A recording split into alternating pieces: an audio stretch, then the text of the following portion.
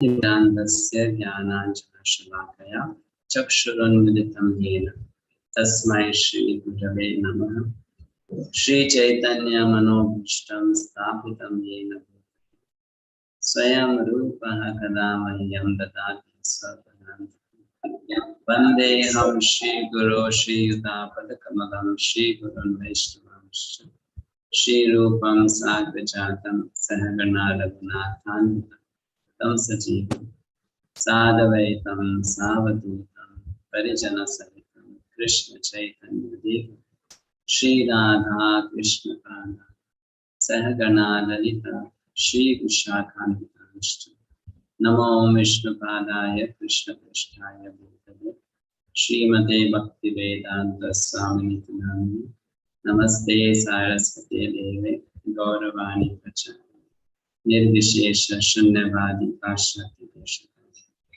Namo Mahavadanyaya Krishna Prema Pradaya Krishnaya Krishna Chaitanya Namini Gaurtushe Namaha He Krishna Karuna Sindhu Dina Bandho Jagatpati Gopesha Gopika Kanta Radha Kanta Namaste Tapta Kanchana Gaurangi Radhe Vrindavaneshwari Vrishabhanusute Devi Pranamami Priye Mancha Kaupatarur Yasha Kripasindhu Vacha Patitanam Pavanebhyo Vaishnavebhyo Namo Namaha Jai Shri Krishna Chaitanya Prabhu Nityananda Shri Advaita Gadadhara Shivasadi Gaura Bhaktivinoda Hare Krishna Krishna Krishna Hare Hare Hare Rama Rama Rama Hare Hare. Welcome you all to Gita Sastri session 4. Thank you so much for joining in. We'll quickly do the Mangalacharan from the presentation. Namostute Vyasa Vishala Putte Pullarvindayata Patra Netre Yena Tvaya Bharata Taila Purnaha Rajvalito Jnanamaya Pradipaha Prapannam Parijataya Totra Vetraikapanaye Jnanamudraya Krishnaya Gita Duhe Namaha. So, before I go to the discussion for today's session, let's quickly get the answers from you for the questions I had posted last week. Small exercise that you have to do. There are 4 questions that we had given you, and if you know the answer to them, you can raise your hand. The first question was, why Vedic knowledge doesn't need any research? Kavya, madhusudanavisnudas. Hare Krishna, Prabhuji. Hare Krishna. So, Vedic knowledge is not the question of research. Our research work will be based on our imperfect senses. So, we have to accept the perfect knowledge which comes down as is stated in Gita by the Parampara. So, disciple succession must be there. All right, thank you. So, you mentioned it's not a question of research because our research will be based on our senses, and our senses are not perfect.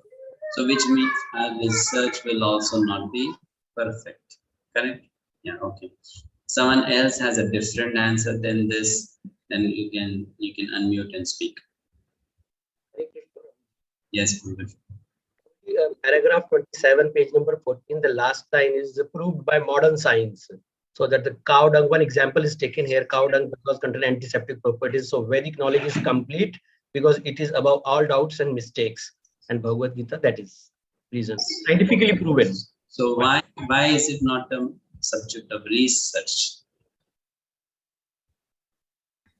Hare Krishna, Prabhuji. Yes.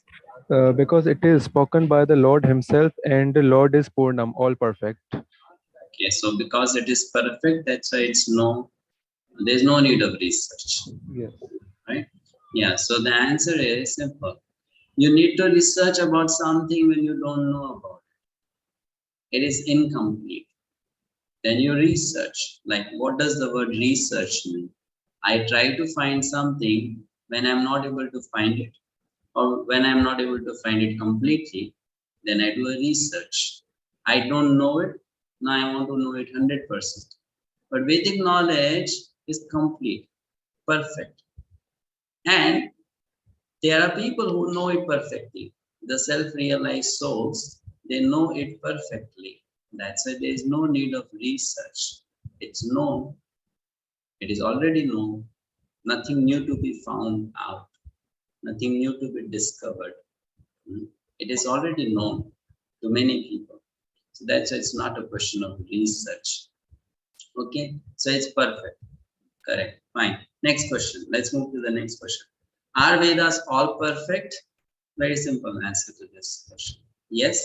Are Vedas all perfect? Which means what? They are perfect at all times, in all situations, for all people. They apply to people living in India, people living in China, people, if there are people living in Antarctica, then it applies to them also. Right? It applies to everyone. So it is all perfect in all situations. Next question. Is dharma same as religion? Guru Mahimprabhu. Hare Krishna Prabhuji, dharma and religion is not the same. Dharma in the introduction part of the Bhagavad-gita from Srila Prabhupada says that dharma means to be the eternal, eternal position of our living entity is to serve, to be in the service, but that service should be to the Lord. So that is dharma. But the religion, according to the definition, it is different. We have the Buddhism, then the Christianity, Muslim, and all those stuff. But that, according to them, it is different. I was a Christian before.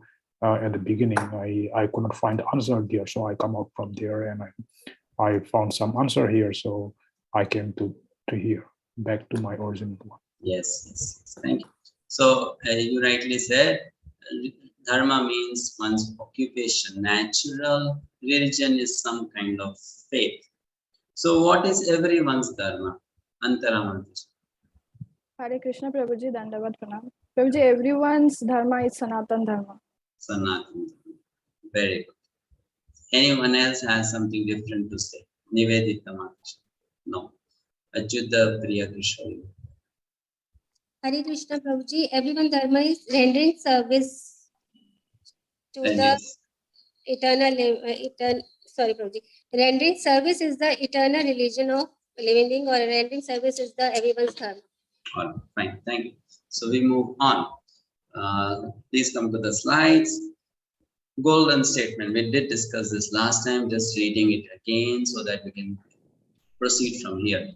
There is complete facility for the small complete units, namely the living entities, to realize the complete, and all sorts of incompleteness are experienced due to incomplete knowledge of the complete. Incomplete knowledge of the complete. So the solution is get complete knowledge. That's the solution. Get complete knowledge. Where to get it from? Where should I get complete knowledge from? So the answer is Vedic knowledge. That's the complete knowledge. Srila Prabhupada says, not a subject of research. Vedic knowledge is not a question of research. Our research work is imperfect because we are researching things with imperfect senses. I still remember this example I heard when I newly came to ISKCON, that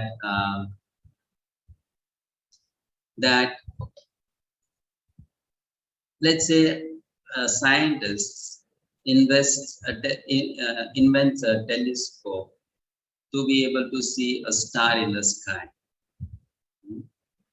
The telescope has been invented by me, has been constructed by me using my intelligence, that it will be able to show me that which I cannot see through my naked eyes.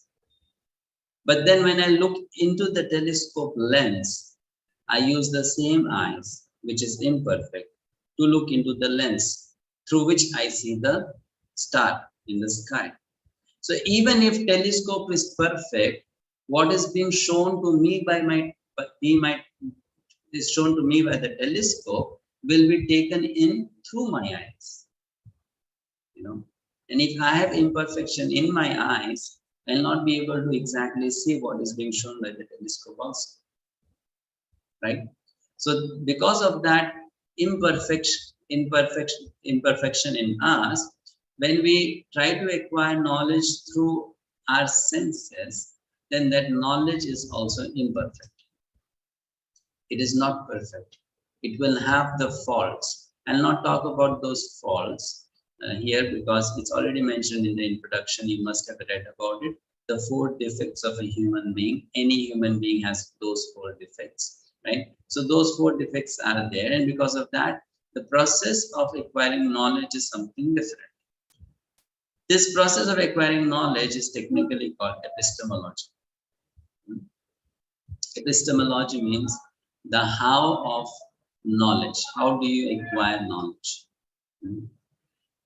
And there are 2 ways of acquiring knowledge. This is studied very deeply in some streams of education. When people do their bachelor's, master's, they study about it. So there are 2 ways of getting knowledge. One is called bottom to top approach, and the other is called top to down approach. So descending and ascending, and in Sanskrit this is called avaroha pantha and aroha pantha, the path of ascending and the path of descending. I'll give an example. Isaac Newton, sitting below a tree, observes an apple fall, right? And then he thinks of the reason behind the fall. So he comes to a conclusion.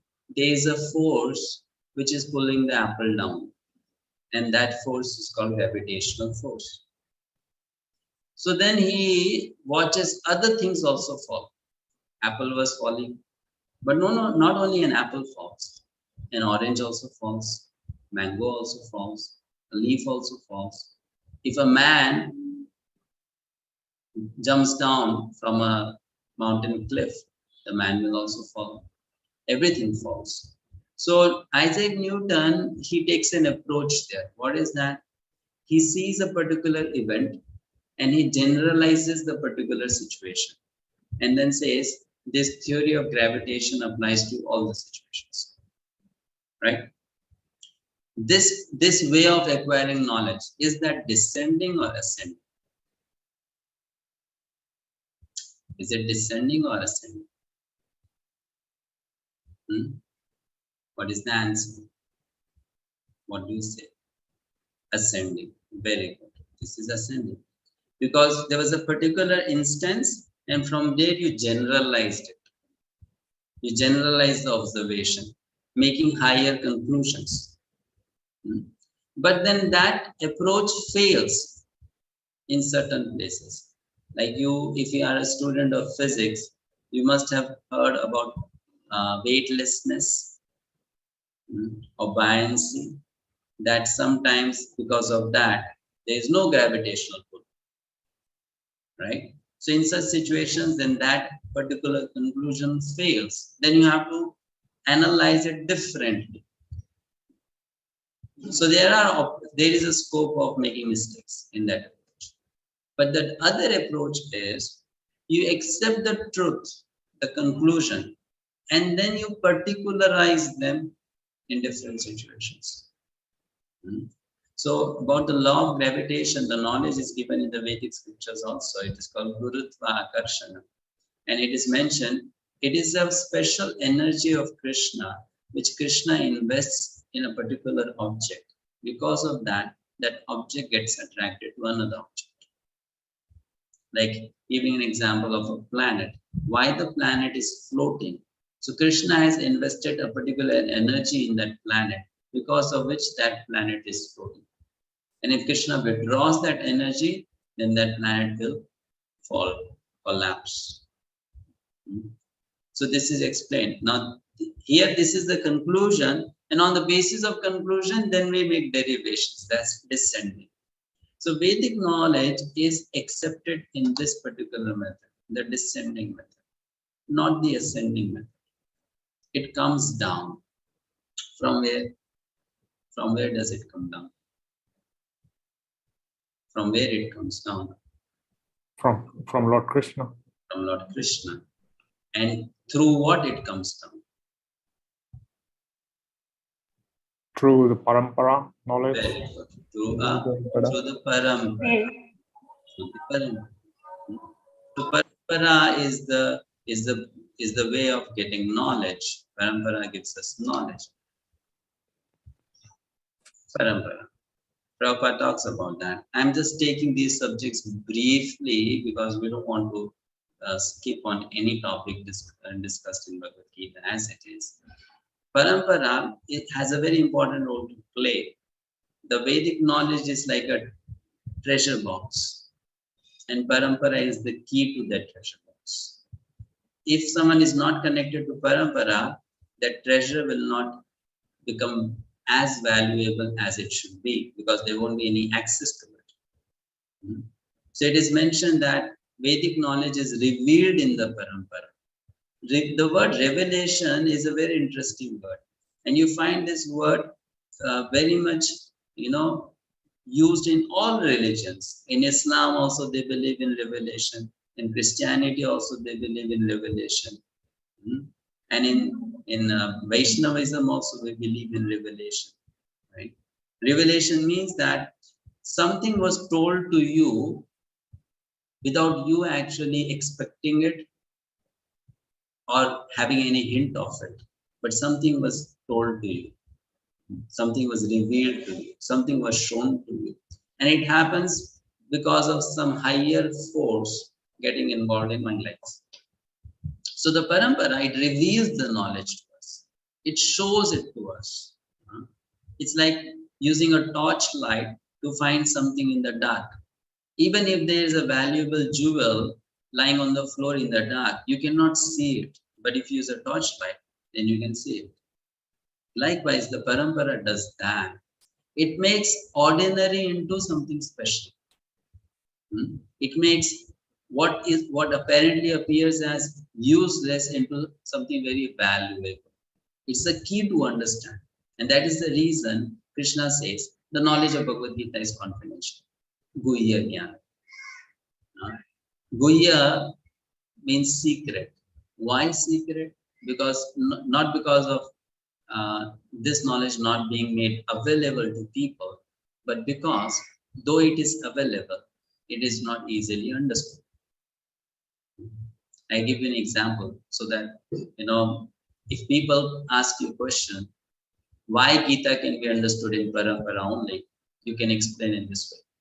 Let's say there is a CIA agent working for one country, and he is then, sent on a mission to a different country. He goes to a mission to find out some information, and he sneaks into the other country through the border without being noticed. He goes to that country, and he is, in a hideout. He tries to dress up in a way that he's not identified, noticed, and he behaves like a person, a citizen of that country, makes friends there, lives there for long time, adapts to the culture there. And then he comes to know that there is a security system within this country. And if you are able to cross that security system, you can hack into all the information that this country holds. So he tries to get into that zone as well. And he comes to know there's a particular hard disk which has all the information that he wants. So you see, the different levels of challenges for that person was, first of all, to know that where is that information. And he finds out it is in the hard disk. Second thing is, how can I get access to that hard disk? The third thing is, if I have the hard disk, I should have a system which can read that hard disk. The fourth thing is, Even if I have a system which can read that hard disk, then the files in that hard disk might be hidden. So I should be able to see those files, means there should be visibility of those files. After you make the files visible, then those files are password protected. So then you need the password. And let's say you get the password and you open the file also, then you realize that these files have been encoded. The information has been encoded. So the next challenge is you decode it. Now you can understand so many different levels of challenges to get that information into hold. Likewise, when you hold a scripture, there are different levels of access to the scripture. In the old days, there was no physical access to scripture. Like you go to the market and you say, I need a Bhagavad-gita. Not that you can buy it. People will say, okay, I have a copy, bring a notebook, bring a pen, and make a copy of it. And then you take it. That's what used to happen 500 years ago, right? You want a copy, so you get a pen, you get some papers, and then you copy, and then you take it. So there were days when even the knowledge was not physically accessible. The book was not physically accessible. So in modern times, we have done that. We have made the book physically accessible. But the problem is, there is password to it. The problem is, it is encoded. So who gives the password to open the file, and who gives the direction to decode the file? That comes in parampara. That comes in parampara. So an important lesson for us is, which will help us throughout our life, if we are trying to acquire higher and higher type of spiritual knowledge. There are different levels of access to any piece of information. Our qualification decides that level. Visibility access, readability access, editing access. There are different levels of access to any document. So our qualification decides at what level can we access that document. And for a person to whom the knowledge is made accessible by the parampara, the complex philosophical concepts become transformed into simple practical application. The complex philosophical concepts, they get transformed into simple application for someone who is accessing the knowledge through parampara. And further, Prabhupada says, Vedas have a perfect source. Every day, the first creator in the universe, named Lord Brahma, gets the Vedic knowledge from the Supreme Lord. Every day. Now, I have a question to ask. Why every day? Why not once in the day? Or why not once in his life? Why every day? Why every day Brahmaji should get this knowledge? Material world is created at every day of every Brahma's day. Material world is material world is created once. Every day there is a, you can say repair going on, isn't it? Renovation going on. It is created once in the beginning, then there is renovation, destruction, renovation, dismantling and renovating it. Like here also you see in Mumbai, I live in Mumbai. So if the buildings are 50, 60 years old, then they bring down those buildings and then again repair it. So that's how Brahmaji every day he does the repairing job. But then why this knowledge is given every day? So one of you mentioned in the comment box to remind him, right? Because he forgets, isn't it? To remind him. So actually we may think so that Brahmaji forgets, and it may happen that sometimes he forgets also. But it's not that Lord Brahma acquires knowledge every day because he forgets. The reason is that he wants to be sure that I am not forgetting.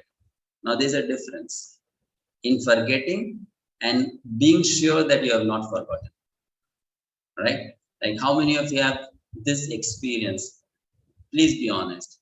You have studied very well and you have 1 hour to go for the exam. Still you're opening the book and checking. Let me see if I have remembered this answer still, you know. I know this answer, but let me check. You know? So you want to be sure that you have not forgotten, because if you forget, then you may give a wrong answer and you may lose the marks. So Brahmaji is making sure that I have not forgotten. And that is the reason why Acharyas, they tell, have Srimad Bhagavatam class every day. Why? Because Brahma is hearing Bhagavatam class every day. So why can't you hear? If he can hear every day, you should also be hearing every day. And interestingly, on daily basis, Brahmaji doesn't get knowledge in the same way. Like we also would enjoy to hear from different speakers every day, right? So Brahma also every day gets knowledge in different ways. Sometimes Krishna plays the flute and Brahma gets all the Vedic knowledge by hearing the flute. Sometimes the Supreme Lord Vishnu comes in front of Brahma and speaks to him and gives the Vedic knowledge. Sometimes Vishnu does not even come in front of Brahma. From within the heart, Vishnu speaks to Brahma and gives the Vedic knowledge. Sometimes it so happens that Nrsimhadev just comes in front of Brahma and makes a loud roar, and Brahma gets all the Vedic knowledge. You know? So in this all different ways, Brahma gets the Vedic knowledge. He gets educated into the Vedas. So the Supreme Lord, the perfect source, gives that knowledge. Knowledge about what? Knowledge about this subject, which is Sanatana Dharma. So we'll look at the word Dharma carefully. Sanatana, you all know, means eternal. So what does the word Dharma mean? What does the word Dharma mean? Like, I know you may know the correct answer, but in general, what all meanings the word Dharma can take? Duty. Duty. Very good. Yes, one of the correct meanings of word Dharma is duty. What else? Nature. Nature. Very good. Yes. Service. Service. What else? Religion.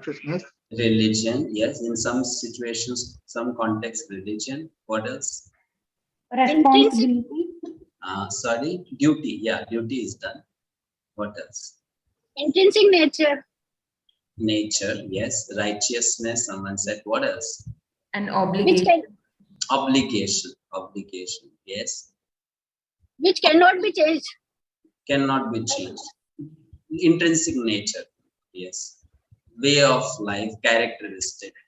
So many meanings. Now, these are some of the common meanings of the word Dharma. Duty, law.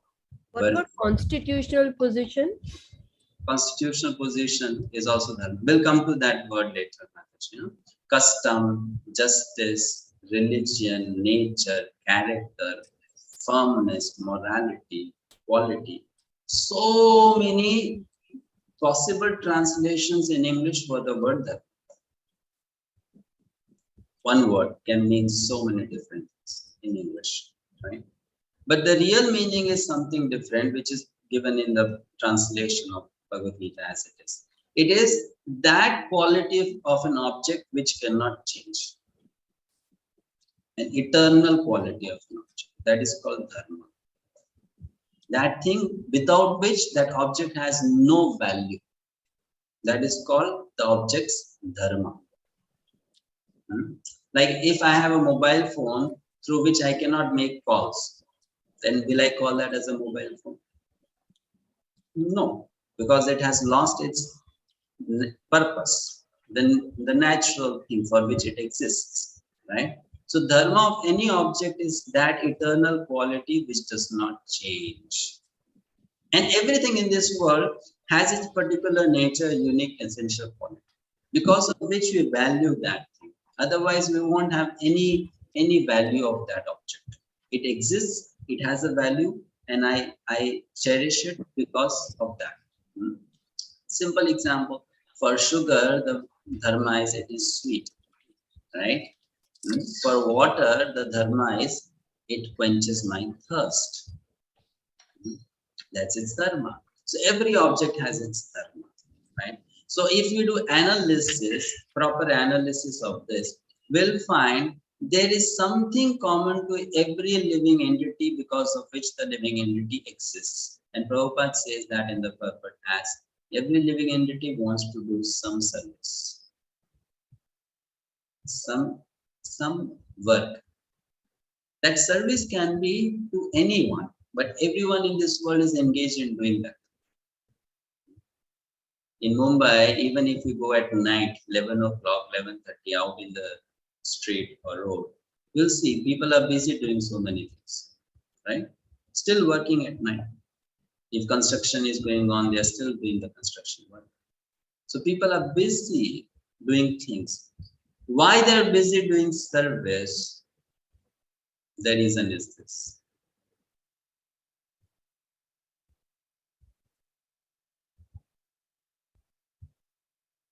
There is a relationship. Relationships means service, and service will lead to happiness. The reason is this. Anyone in this world is doing for this purpose. Relationship, service, happiness. Now, when the relationship is temporary, then the service is also temporary. And the happiness is also temporary. When the relationship is permanent, then the service is also permanent. The happiness is also permanent. Correct? Srila Bhaktivinoda Thakur, he explains that there can be three kinds of dharma. This is from a book called 𝗪𝗶𝗹𝗹. In future, I would definitely do a course on this book because it's a brilliant composition of Srila Bhaktivinoda Thakur. 𝗪𝗶𝗹𝗹. Jaiva means of the jiva, living entity, dharma. So there are three kinds of dharma: nitya, anitya, naimittika. Nitya, anitya, naimittika. Nitya dharma, anitya dharma, naimittika dharma. Nitya dharma means eternal dharma. Anitya means non-eternal. Naimittika means conditional. So what is Nitya Dharma? That is also known as Sanatana Dharma of the soul. Atma Dharma it is called. And Anitya Dharma is that activity which a person is engaged in because that person doesn't accept existence of soul or existence of God. An example of that is Buddhism. Buddhism denies existence of soul and existence of Param Satya. Well, they may say we believe in God, but their whole philosophy is about denying existence to anything and anyone, because their whole philosophy is Shunyavad, zero, voidism. So that is Anitya Dharma. And what is Naimittika Dharma? Naimittika Dharma means that Dharma which is because of me in a particular situation. That situation changes, my Dharma changes. Time and situation. Like giving an example. If a person is not married, if a man is not married or woman is not married, will he and she have the dharma called Pati Dharma and Patni Dharma? The dharma of a husband and a wife? No. It's based on a situation. Right? Isn't it? Likewise, if a person is not a guru, no, not a guru, will that person have guru dharma? No. If a woman is not a mother, will she have matri dharma, the dharma of being a mother? No. Correct? So all these duties, they change based on my situations. But sometimes I have to also focus on these duties because they are helpful in my Nitya Dharma. They are helpful in my Nitya Dharma. This may be difficult to understand now, don't worry, we'll discuss more in detail. So an example of Naimittika Dharma is Varnashram Dharma. You can just keep a note of it. Varnashram dharma is naimittika dharma of the body. Varnashram, acceptable for spiritual growth. Now coming to the point which is being explained here is that dharma is being service, but that is temporary. For it to become Sanatan dharma, your voice is breaking. Can you please put in the chat box? Basanti Manu. So the eternal relationship is there between Krishna and the Jiva. Krishna is eternal, Jiva is eternal, and then the activity which goes on between them, that is eternal. So that becomes Sanatan Dharma. Sanatan Seva, Sanatan Dharma. Why it is Sanatan? Because the two personalities, the subject and the object, they are Sanatan. Both are eternal. So the activity is also eternal. And this is the definition of Sanatan Dharma. To do seva to Krishna. Simple. Right? That's all what dharma means, Sanatan Dharma means. And coming to Sarupa, someone was talking about it. I think Hanif Maharaj was talking about constitutional position. When Sanatan Goswami asked Sri Chaitanya Mahaprabhu about the Swarupa of every living being, the Lord replied that the Swarupa or constitutional position of the living being is the rendering of service to the Supreme Personality of God. Jivera Swarupoy, Krishnera Nityadas. That is the constitutional position of the living entity. When a living entity forgets this constitutional position, then the development that the living entity had to facilitate this constitutional position gets shrunken. And when a living entity revives this nature or attitude, then the development in the living entity expands. This is how a living entity, a minute spirit particle, which is like, you can say an atom, spiritual atom, it develops into a spiritual personality. When that particular constitutional position is developed, that person develops into a personality. And if that person loses that, then it shrunkens into a particle again called Chitkana. This is very important principle to understand in our spiritual practice. What is the lesson here? Knowing God may give us some happiness, but serving God will give us greater happiness. So bhakti is not about just knowing God, it is about serving God. I serve God. I understand God to serve. Not that I just understand. Right? I understand someone to serve that person, to do something for that person, to have a relationship with that person. So likewise in bhakti, it's about you first know God and then you serve God. All right? Now please try to go through this table and understand it yourself. Then we'll discuss on it.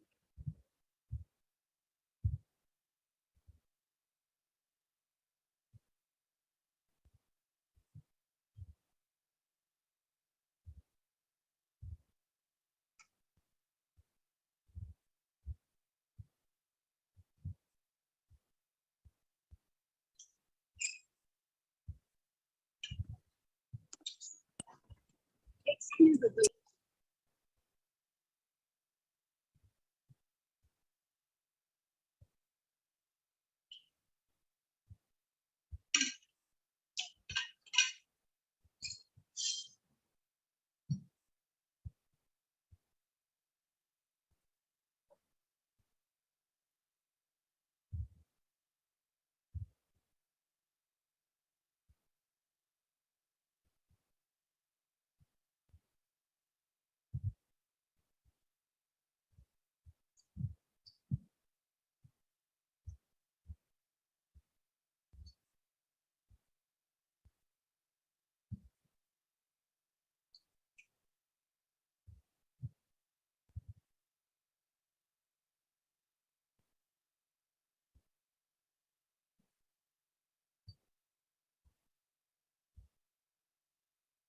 Okay.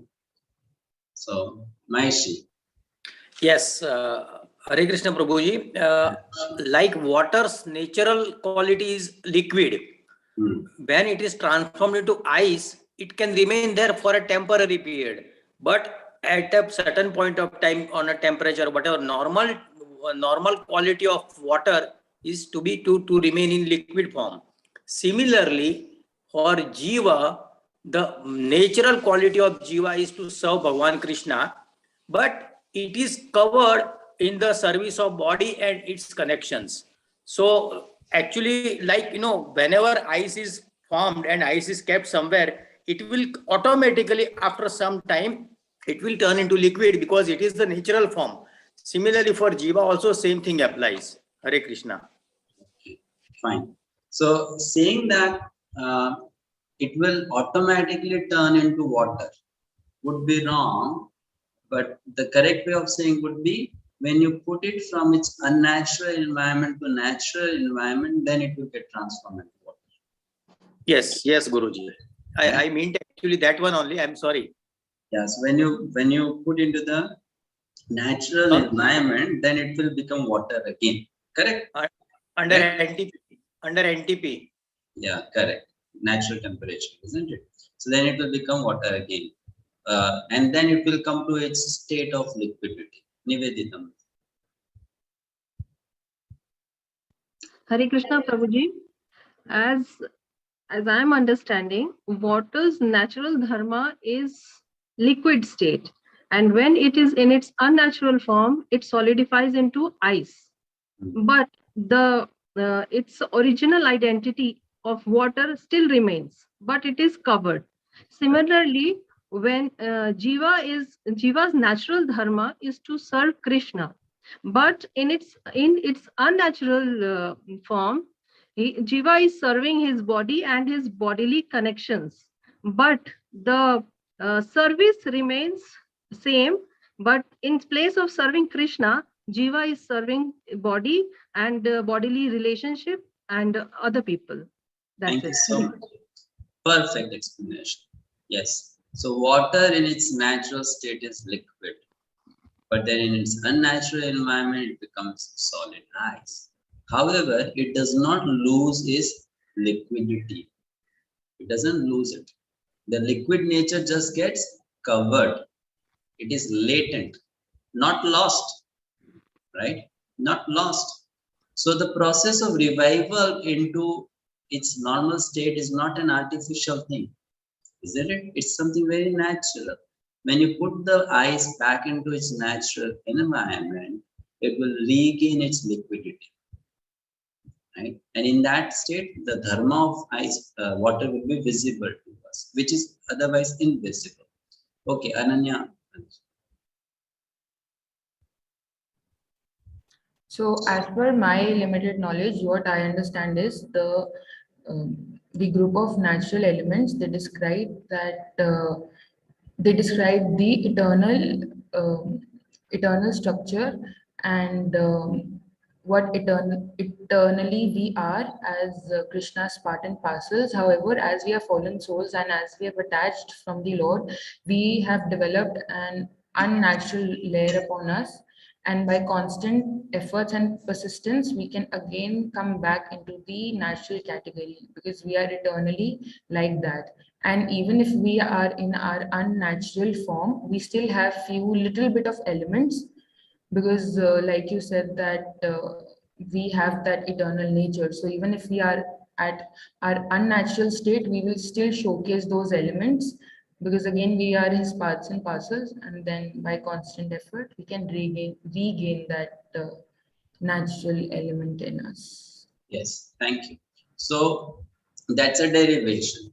What Anyanya Mataji said, that's a derivation that I have this quality to serve Krishna.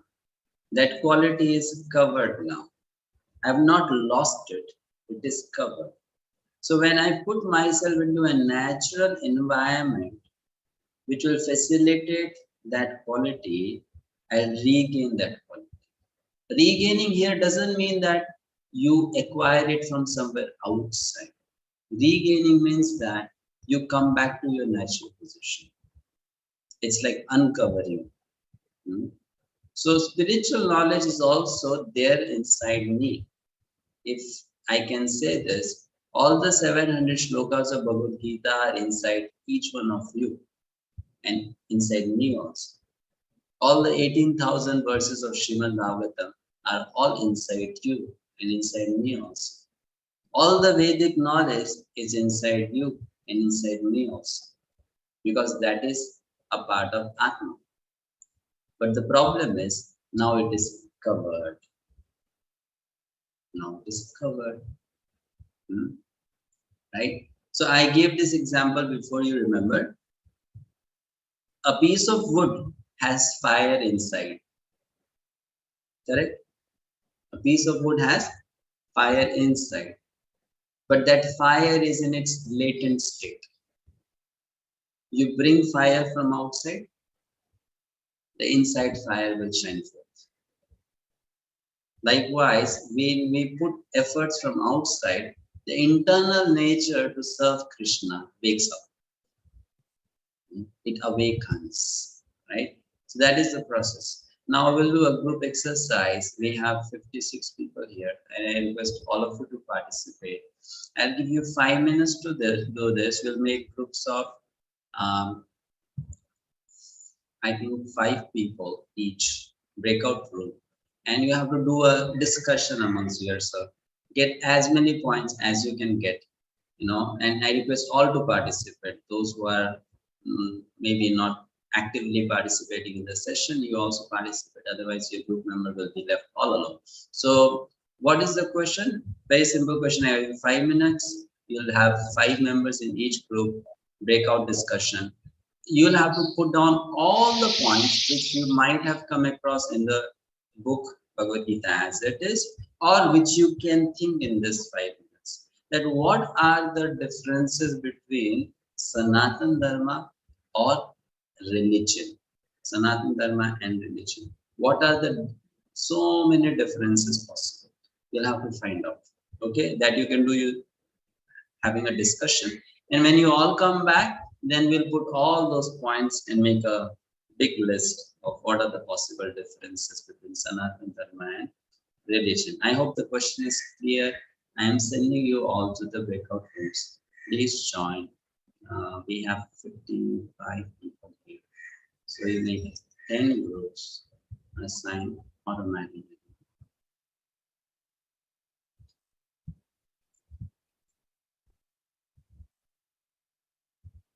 Okay, breakout rooms will stop after 5 minutes. I don't think so. Yeah, 5 minutes.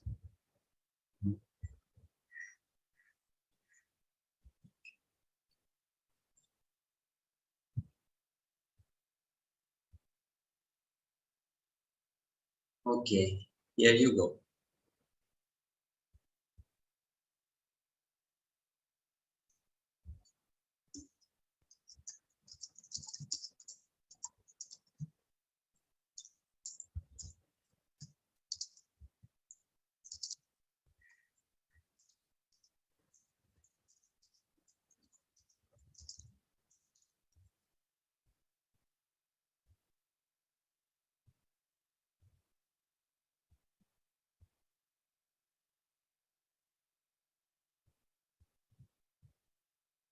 Vandana Mataji, you're not able to see the option to join the room.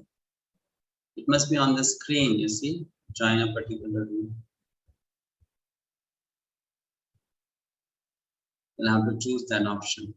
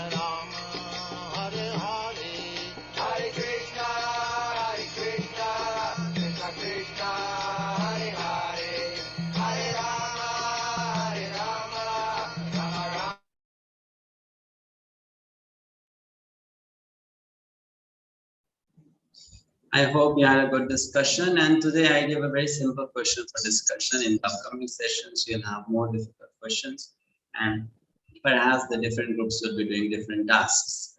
So now let's make up a chart, a table. You know, what we are going to do is I make columns, and I just request the devotees to one by one, raise hand and give me the different points that you might have come up with regarding the difference between Sanatana Dharma and religion. So we make 2 columns, Sanatana Dharma. I hope that you don't have too many points. Otherwise, I'll not be able to fill in this one sheet. Please mute your mic if it's background noise. Okay, can I start, Guruji? I'll call out the name, please. Okay. Call out the names. Okay, Lokesh Prabhu. Hare Krishna Prabhuji. Sanatana Dharma has no beginning and it has no end. As per reason, yeah, so no beginning, no end. Okay. Has beginning and has end also possible. Please, I request the devotees to give the mic on mute only, put it on when you have to speak. Otherwise, there's background noise. Thank you, Lokesh Prabhu. Maheshi, you have a different point? Yes. Number 1 is that Dharma is eternal function of eternal living entity. Just 1 point, eternal function. Okay, fine. Eternal function. And this is? This is not. It is not like that. It is. It is not eternal. It keeps changing. It is not permanent. It keeps changing as per time or Yeah, one point. It's not eternal. Yeah. Anjana Mataji.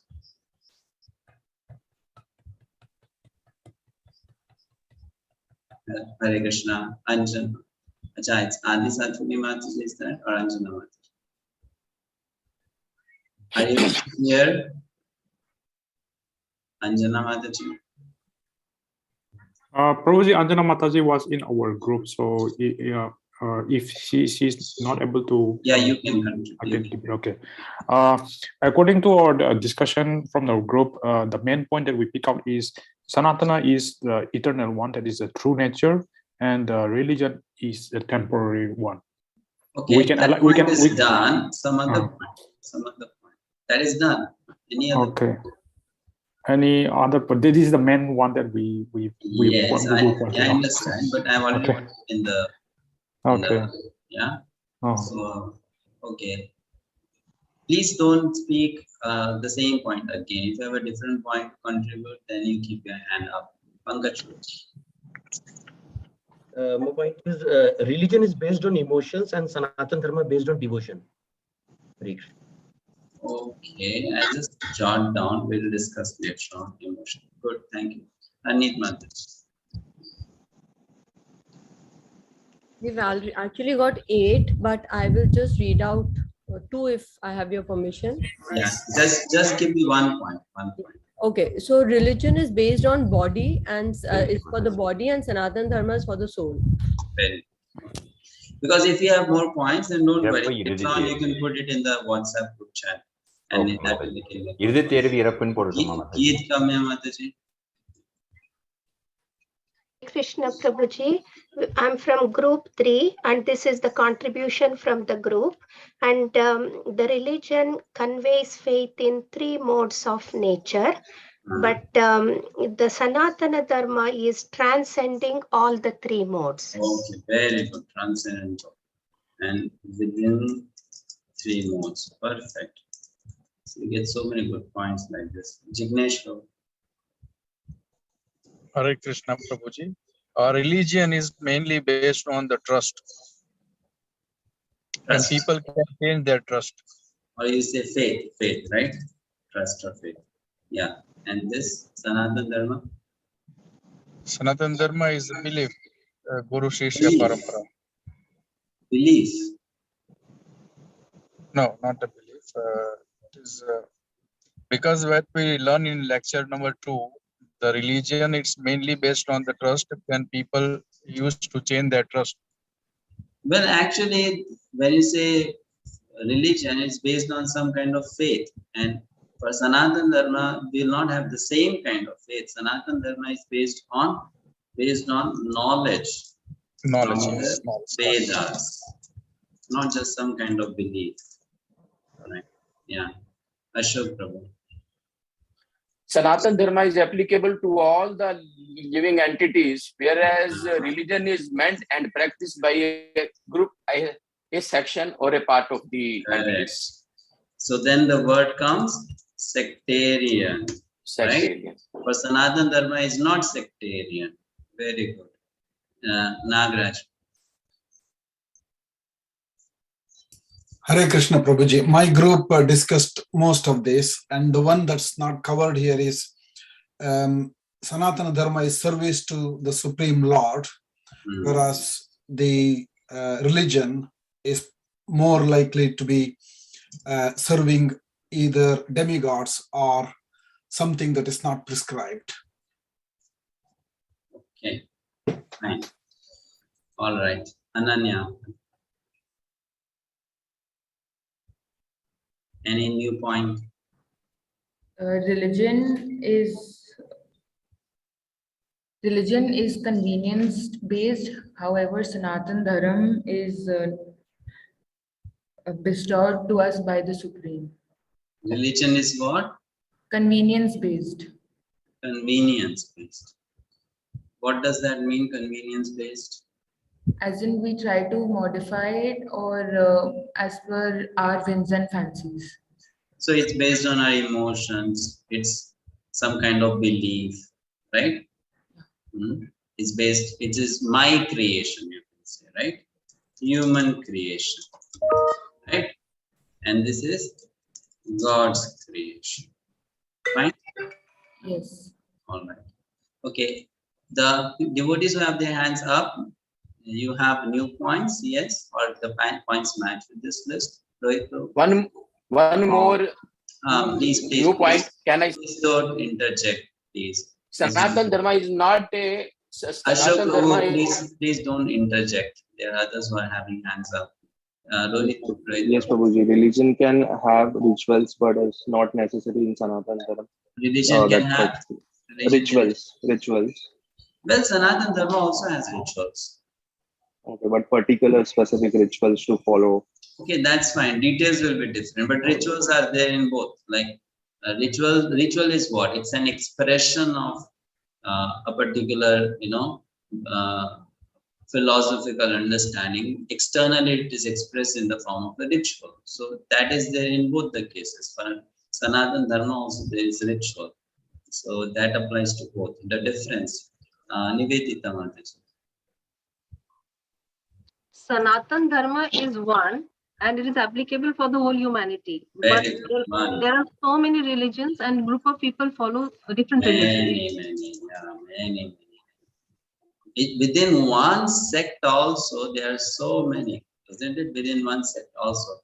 Like, I don't know if you have heard of Swaminarayana, right? The group called Swaminarayana. 3 years ago, one person from there called me up. And he told me, I want to study Bhagavad-gita as it is. So I was quite shocked. And why do you want to study Bhagavad-gita as it is? Are you interested in, changing to our group? I said, no. I want to study Bhagavad-gita as it is because I want to derive inspiration from the author. He was an old man. He went to the West and he preached bhakti to people all over the world. So I was talking to him, we developed some kind of friendship. I asked him what about their group, and then he mentioned in our group we have 24 divisions, factions. 24 different factions in the broad term called Swaminarayan. 24 different philosophies, understandings, approaches. So there's so many people. But Sanatana Dharma is one. Very good. Anjuma. Hare Krishna Prabhuji. Sanatana Dharma leads us back to Godhead. Okay. Yeah. And religion will upgrade us in the material platform. Very good. Material upgradation. Can take us to heaven, can give us even moksha, right? Yes. Liberation, but not back to Godhead. I'm actually so happy that you came up with so many points. I did not expect that all of you will come up with so many points. Very nice. Sunita Mataji. Hare Krishna. Yes. Hare Krishna, Prabhuji. Sanatana Dharma cannot be destroyed. Sanatana Dharma cannot be destroyed. Means no end, no beginning, no end. But religion has beginning, has end, right? Done. Okay. Yeah. Neha Mataji. Please give new points. New points, please. Neha Mataji. Yes, Prabhuji. Sanatan Dharma, the religion changes as per environment. Is it correct, Prabhuji? Okay, so you mean to say this does not change and this changes, As right? per environment. Yeah, any reason, but this changes, this does not change. Okay, fine. Antaramati. Hare Krishna, Prabhuji. Prabhuji, Sanatan Dharma unites and religion divides. Okay, fine, good. Anyone who did not speak yet? Neelam. Yeah, Hare Krishna, Prabhuji. Hare Krishna, Prabhuji. Wait a second. One person. Neelam. Yes. I'll come to Nilamari Mataji. Neelam. Yeah, Prabhuji, actually, the points, many points have already been discussed. I just wanted to add one thing, like Sanatan Dharma is a ritual, but additionally, it is like on guidance base, not only rituals. Okay, but then, yeah, rituals are there. You mean to say that it's a science, right? It is what it's not because it is coming to your mind. There is a process, it's a science. And yeah. It's become a hotspot of whatever people are doing. Okay. Yes, Nilamari Radhamati. What point do you have? Sanatan Dharma we acquire naturally through birth, but it is natural, and artificial. And this is what is that? Religion is environmental. It's an artificial or environment. Artificial. Thank you. Right, it's artificial. Okay, I'll just take two more points. Arati Mataji and Vasanti Mataji. If you have any questions. Hare Krishna, Prabhu. Yes, ma'am. Yeah, Prabhu, eternal Sanatana Dharma is actually our to go back to our original position, and religion, as far as I know, religare means actually to go back to source. So that is, religion is something that can help us to go back to the source. Very good. That is also correct. If one knows the true meaning of religion, so you can say actually Sanatana Dharma is the goal, and religion is basically the means. Bona fide religion is a means to attain the goal. Last point, very good point, Adhimati. Vasanti Mataji. Hare Krishna, Prabhuji, can you hear me? Yes, I can. According to me, Dharma brings out the pure consciousness from the Jiva, because it is and religion might be giving us conditioned consciousness, which is not pure, impure. Correct.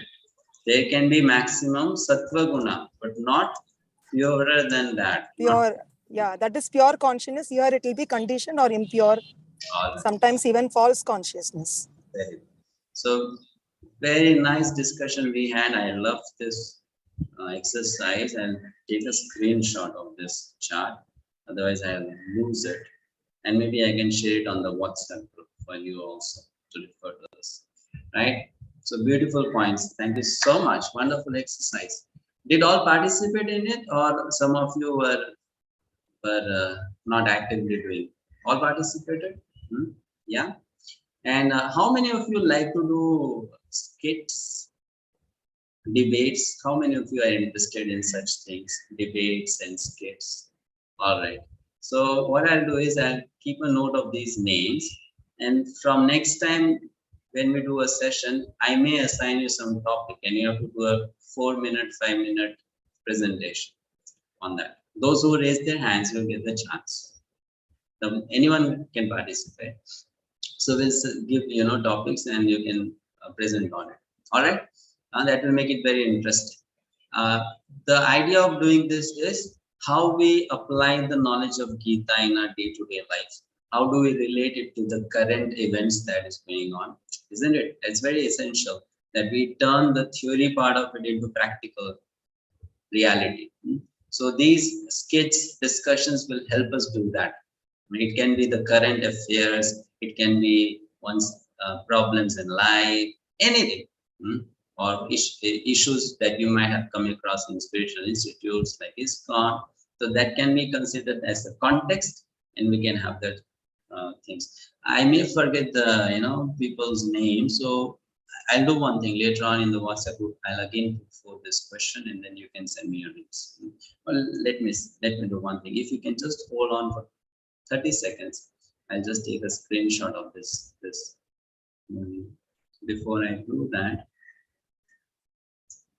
Okay, keep your hands up, and I give you a 5-minute break. That will also give me time to take the screenshot. We'll meet after 5 minutes.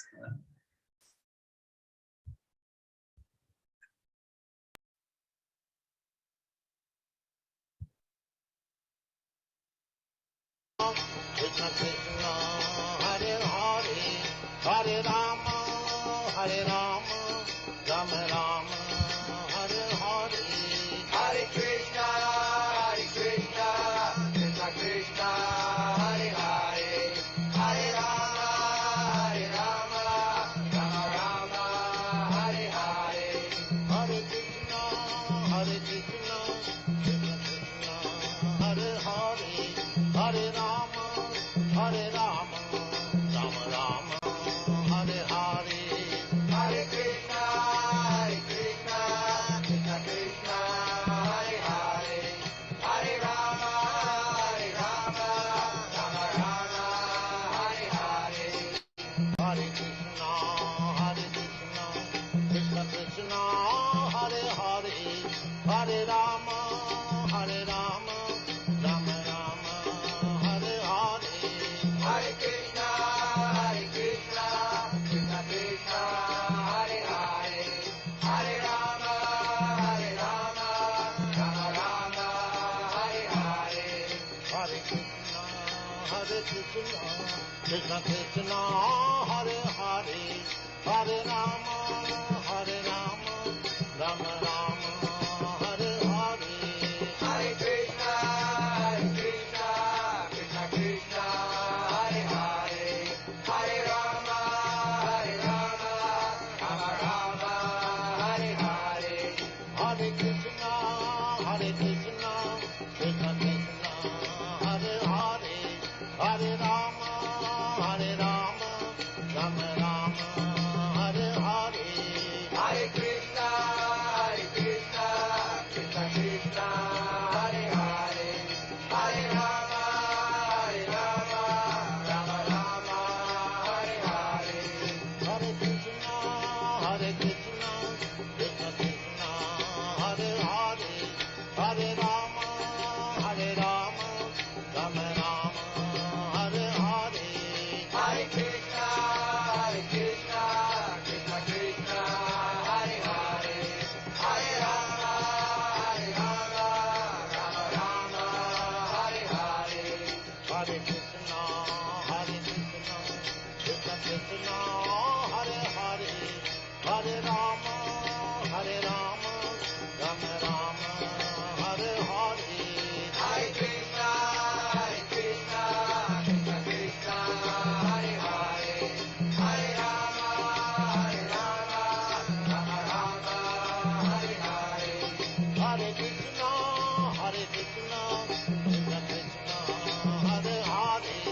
Hare Rama,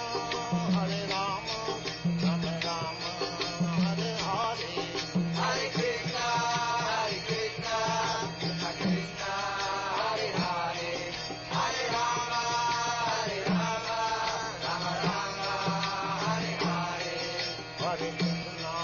Hare Krishna, Krishna Krishna, Hare Hare, Hare Rama,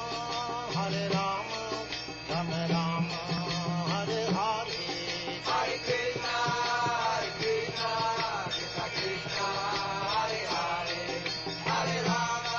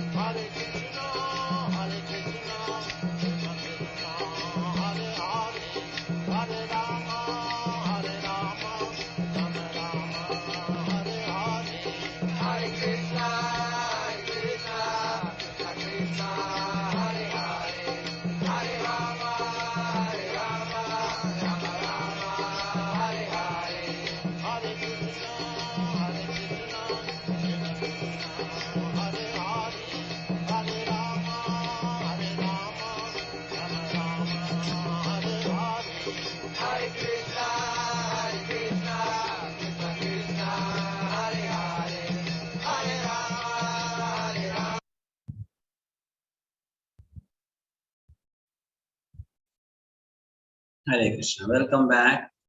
So we have successfully completed the section 4 also of the introduction. We did an exercise, a wonderful exercise. Let's again go back to the slide. I had just mentioned the points from the translation, not the translation, the introduction of Bhagavad-gita, the difference between Sanatana Dharma and religion, and you all covered these points plus so many other points related to soul, eternal quality, has no beginning nor any end, does not change, right? Now the next topic, very interesting topic. You can keep your hands down now. I have noted on your names, so please keep your hands down. The Supreme Lord is the Supreme Enjoyer. And we living entities are His servitors. We are created for His enjoyment. And if we participate in that eternal enjoyment with the Supreme Personality of Godhead, we become happy. We cannot become happy otherwise. So Krishna is the enjoyer. And it's mentioned here that the living entities are meant to be enjoyed. Just 2 days ago, someone messaged me on YouTube, put a comment on one of the videos, that is it not unfair on Krishna's part that He enjoys and we don't? And then that person mentioned that if this is true, then I'll be devastated in life. You know, my faith on Krishna will be gone. I'll be devastated. Then how is God so selfish, so mean-minded that He should enjoy and we should suffer? How is that a fair game? So now, in that situation, if someone comes to you, what will you tell? What will be your answer? What will be your answer based on this particular, slide? On this screen. If you read the slide carefully, 𝗪𝗵𝗿. Hare Krishna Prabhuji. Krishna is not asking us not to enjoy. We can enjoy, but through serving the Lord, we can enjoy. So we are here for taking, we are like caretakers, not the owner. Very good. So you are telling a good point that Krishna is not telling us to suffer. Krishna is telling you can also enjoy. Not that you suffer, I enjoy. Right? Not that I win, you lose. No, he's saying you win, I win. Both of us win. Right? So that is one point. Yeah, another point. Let me see. Vijay Narayanan. Hare Krishna Prabhuji. So we has a relationship with the Krishna. So in the relationship, a service brings a happiness.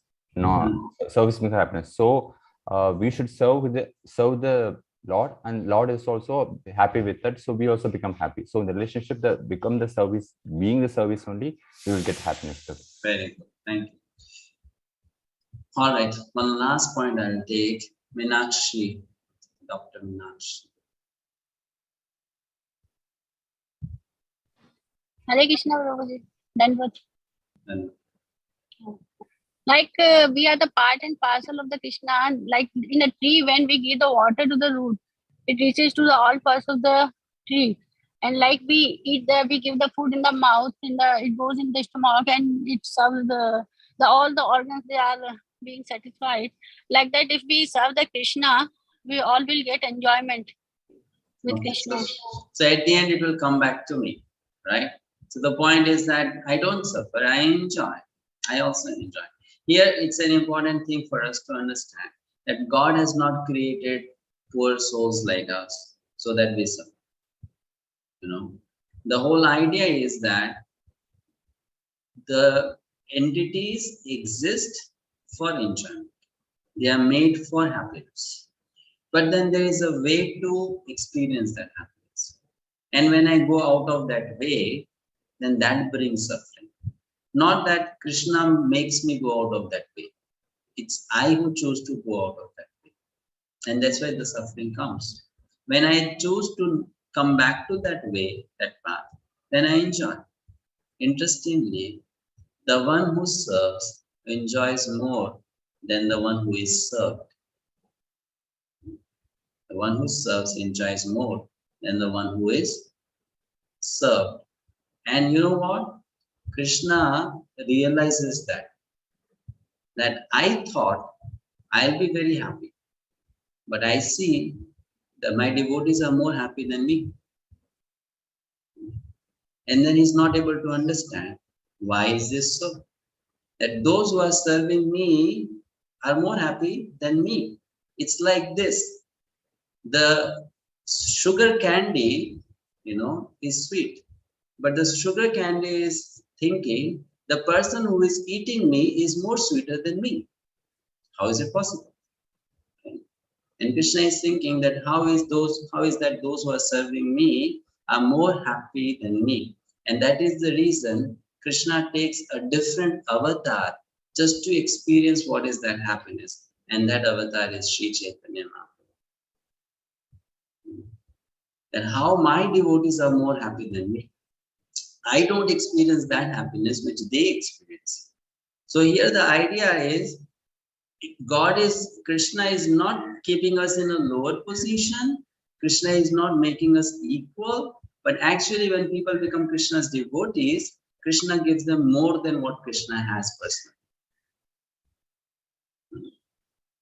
That is the science of relationship, service. That if you serve, you are more happy. So why someone is suffering? The reason is that person is not serving, so that person is suffering. If that person is serving, then that person will never suffer, will not suffer. So Krishna is not cruel. Krishna did not make us for that reason. It's because of we deviating from that function, experience suffering. Otherwise, he is made up of Ananda and we are made for Ananda. And that Ananda can be experienced only in him, not somewhere else. The reason is, this is the nature of Krishna, as per Upanishad and Vedanta Sutra. First is from Vedanta Sutra. Om Anandmayobhyasat. Om here refers to whom? The word Om always refers to the Supreme Lord Vishnu. Krishna. Om refers to Lord Vishnu. Om Anandmayobhyasat. It means what? He is Anandamaya. Anandamaya means made up of Ananda. Right? Made up of Ananda. And Raso Vaisaha. The Taittiriya Upanishad says, he is the source of all rasas. Rasas means relationship. Exchange of love is called rasa. There is a rasa between two people. When two people are interacting, communicating, dealing with one another, there is a rasa, relationship, some sharing, and there is some happiness experience in that. So Raso Vaisaha, he is the source of all rasas. So what happens when I serve Krishna? This is what happens. This is what even common people understand. The key to happiness is be with happy people. Right? If you are with happy people, you'll be happy. So who is happy? Most happy? Krishna is happy. Always happy. So when I associate with Krishna, I also become happy. That's the key to happiness. It's a science. It's a normal science, right? So I can be happy when I associate with that person who is always happy, most happy, most happy. There are some questions in the chat box. I'll take them later, please. I'll take them later. Now the last section for today. Then we'll take the questions. Spiritual sky. So subject, object, activity. We discussed these three things. Subject, object, activity. Subject is the jiva, object is Krishna, activity is bhakti. Subject is eternal, object is eternal, and the activity, bhakti, Sanatana Dharma, is eternal. Right? So there has to be a place where all these three eternal things can come in. And that place should be Sanatana, should be eternal again. And that's why that place is called Sanatana Dham, spiritual world, a permanent abode. Material creation is temporary, and there is a place which is eternal. There has to be a place which is eternal.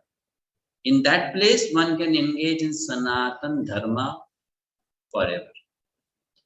And Gita talks about that place. Parastasmat bhavanyo vyakto vyaktat sanatanaha yahasa sarveshu bhuteshu nashyatsu na vinashyati. I'll ask you to do a simple exercise. How many of you are sitting on a rooftop now? Not sitting on a rooftop. All of you are sitting in the room, correct? So when you look up, what do you see?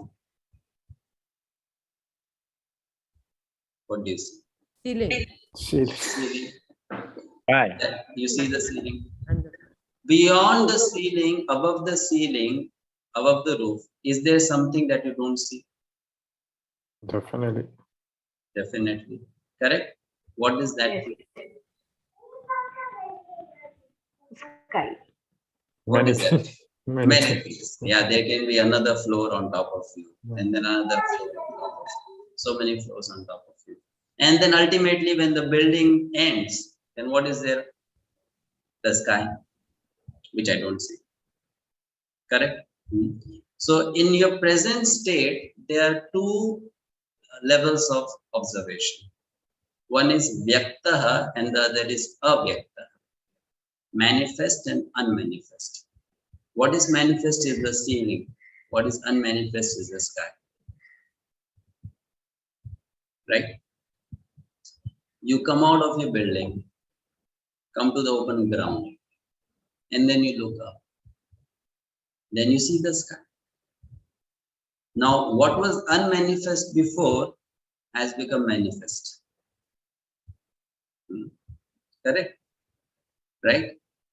So, if you are good in solving questions which have patterns, in mathematics we have these questions, pattern matching. If you have done engineering or something like that, aptitude test, they ask such questions. So, based on this scenario which I explained to you, there should be something beyond the sky which exists, but I am not able to see. Right? There is something beyond the roof which I don't see when I am under the roof. So there has to be something beyond the sky which I don't see when I am under the sky. So Gita, this verse says, yes, that place is there. Parastasmatu bhav anyaha. There is another world out there. Another world out there. And what is the nature of that world? Yahasa sarveshu bhuteshu nashyatsu na vinashyati. When everything in this world gets destroyed, that place doesn't get destroyed. And that place is called Sanatana Dham.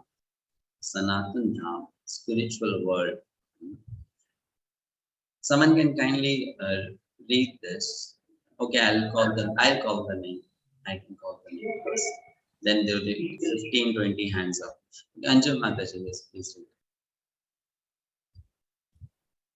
Hare Krishna. In the effulgent rays of the spiritual sky, there are innumerable planets floating. The Brahmajyoti emanates from the supreme abode, Krishna Lok, and the Anandamay, Chinmay planets, which are not material, float in those rays.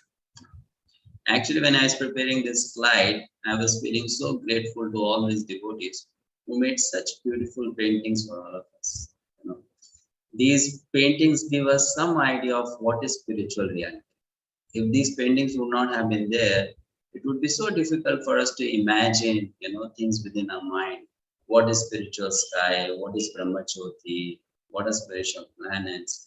But it was genius of Srila Prabhupada that he engaged so many young artists in drawing what is explained in Srimad Bhagavatam, Chaitanya Charitamrita. so that a common man can look at these paintings and understand the spiritual reality. Isn't it? So beautiful paintings. And how nicely done.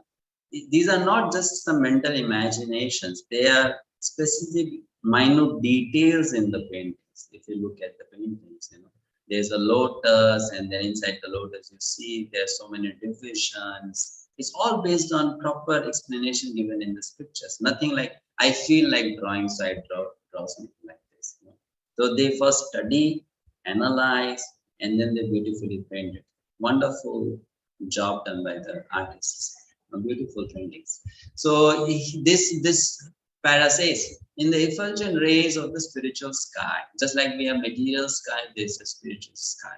There are innumerable planets floating. Just like there are innumerable planets floating in the material sky, we have the whole solar system.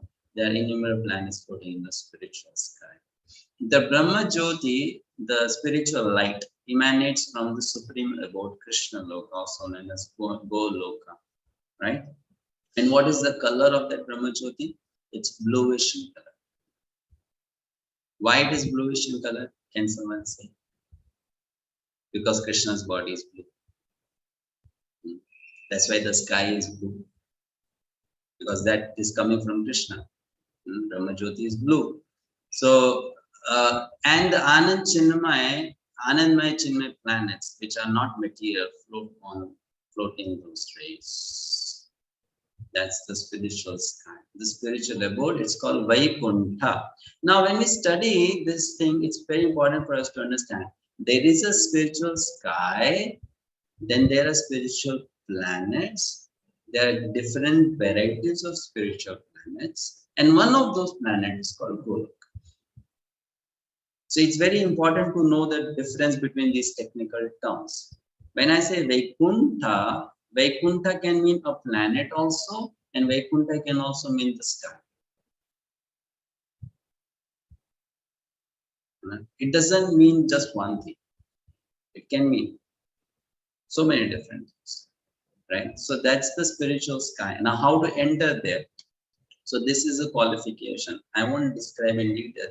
5 points mentioned in this verse, which I have put in 5 different colors. Nirmana moha, jita sanga dosha, adhyatma nitya vinigritta kamaha, dvandver vimukta sukha dukkha sangyer gacchantya mola padamabhyayam tat. Bhagavad-gita 15.5. 5 points. First, nirmana moha. Second, jita sanga dosha. Third, adhyatma nitya. Fourth, vinivritta kamaha. Fifth, dvandver vimukta sukha dukkha sangyer. That person is qualified to enter into the spiritual sky. 5 things. And what is the technical process to become nirmana? What is the technical process? We'll come to that in the next slide. But the lesson is very beautiful here, which opens the next section, which we won't discuss today. That's for tomorrow. Prabhuji, we are not able to see your screen. You're not able to see? No. No one is able to see? Oh, we are able to see. We can see. We are able to see. So please look at your Zoom connection. Who is not able to see? So the lesson, a very beautiful lesson. When we see the sun, we see everything else. Likewise, when we know God, we know everything else. So the process of becoming nirmana, or the process of entering into the spiritual sky, is you know Krishna and then you enter the spiritual sky. That's the process. Just like when I see the sun, I see everything else. So when I know Krishna, I become qualified to enter into spiritual sky. So that opens the next section, which is remembering Krishna, which we'll do tomorrow. I'll end here. Now you can ask your questions for today. And I think some of you had a lot of questions from before also. So you can ask those pending questions from previous sessions. First, I'll take the questions which came in the chat box because they came before.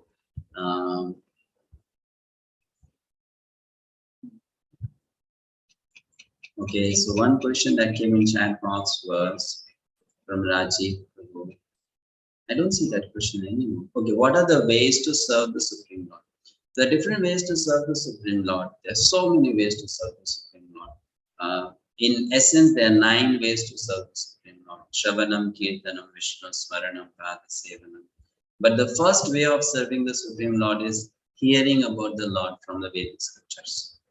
Like what we are doing now, studying Gita, is one of the ways to serve the Supreme Lord.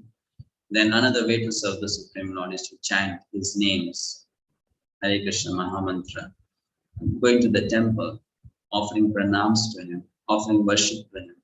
So then there are so many other activities that we do, right? Like that. That is called service to Supreme Lord. I can offer my time, I can offer my energy, I can offer my wealth, I can offer my abilities in service to Krishna or God. That is again service to Supreme Lord. So there are so many ways we can serve. All right. Why is Krishna blue in color? There is no specific reason why it's blue in color. He's bluish black, and that's how he is. There doesn't have to be a reason for him to be blue. I mean, it's not that, Krishna cannot be in any other color. If he wants, he can turn himself into white. He can turn himself into yellow, black, red, any color, right? Because all the colors come from him, and his different incarnations are in different colors. But that's what he likes, so that's why he's that color. Simple.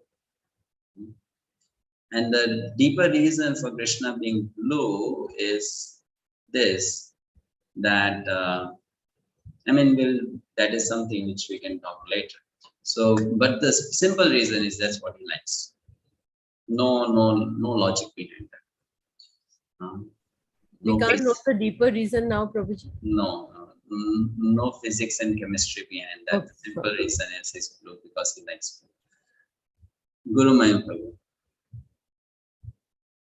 Prabhuji, there is in the chapter, page number 13 in the introduction part, the Srila Prabhupada says about the 24 elements, about the phenomenon, this phenomenon world or material world in which we are placed is also complete in itself, because the 24 element of which this material universe is a temporary manifestation according to Sankhya philosophy. So the mention here in the 24 elements, I am not able to grasp the elements. So if you could please help me on this. I'll just give you a reference, because Srila Prabhupada mentions those 24 elements elsewhere also.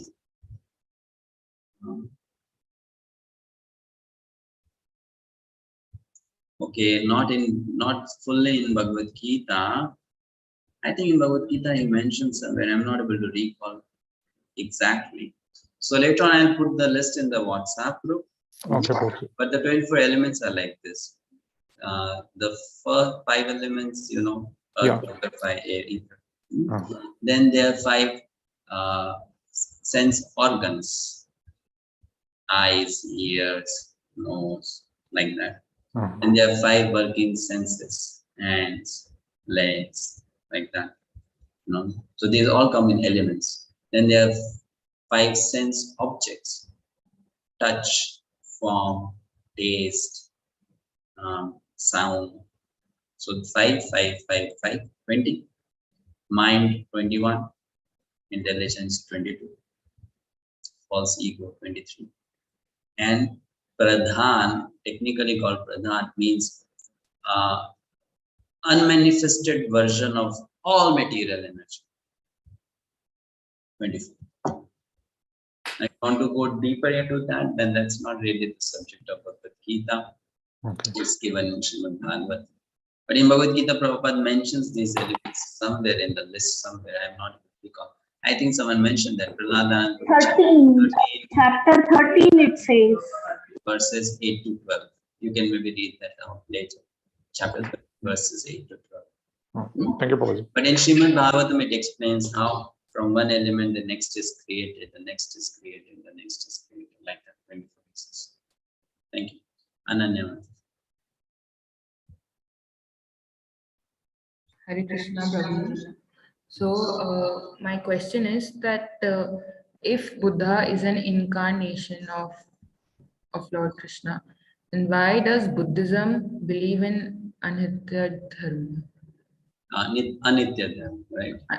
Yes. Because it's a good question and the answer is pretty long for it. But the Lord appears in different incarnations for specific purpose.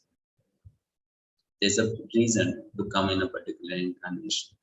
So why Lord Buddha came, we need to understand. Lord Buddha came to make some temporary changes to the society. In the society in those days, the Brahmanas who are supposed to properly guide the people, they were misusing the instructions of the Vedas. And what they were doing is, in Kali Yuga, it is said animal sacrifice should not be done. It was possible in the past ages to do animal sacrifice, which is a big science. And the Brahmanas of Kali Yuga, they were doing animal sacrifices just to eat non-vegetarian food, meat. And because of this, there was so much of chaos in society. Because those who are supposed to guide the society, they are living such a sinful life. So the reason why Lord Buddha came is to stop violence. That was the reason he came. He did not come here to teach people how to love God. He came here to teach people, don't be violent. That was the only reason he came. Now to teach people non-violence, because the people were so degraded in their thinking, he could not give them a very high conception of what is Sanatana Dharma. He had to give them just a little higher level of knowledge, not the highest. So he gave them an in-between level. Like from negative, if you want to come to positive, what is the in-between? Zero. So they are very low in consciousness. Before evolving them to positive level, Lord Buddha tried to bring them to zero. And because of that, he constructed a way of thinking, philosophy, nirvana, which is fully based on non-violence. Ahimsa paramo dharma. That's what they talk. Karuna, compassion. Don't harm anyone. So he came for that purpose and then he left. But then his teaching was not complete. So then after Buddha came Adi Shankaracharya to repair the damage that Buddhist philosophy did to human society. He came as the Lord sent Adi Shankaracharya, who brought the people from zero to a higher level of the conception of absolute truth. But even Adi Shankaracharya did not give complete knowledge. So after that, Ramanujacharya came, the next great Acharya. And then he gave the higher level of understanding. But that was also not complete. So then Madhvacharya came. Then he gave a higher level of understanding. However, this was also not complete. Sri Chaitanya Mahaprabhu came personally. And then he gave the highest level of knowledge, which is culmination of all philosophical understandings. So we accept Lord Buddha as an incarnation, we respect him, we know that he is the Supreme Lord, but we don't follow the teachings. Because those teachings are not meant for evolved souls. Those teachings are meant for those who are not so evolved in thinking. That's the reason. Like in a university or a school, can a teacher who is teaching standard 12 also teach standard 1 students? No. She can teach. She can teach, right? May not teach, but can teach, isn't it? Yes, yes. So you will respect the teacher because the teacher is very qualified, can teach standard 12, can teach maybe graduate level students also, PhD level students also. But circumstantially, it may happen that teacher might be appointed as a standard 1 teacher.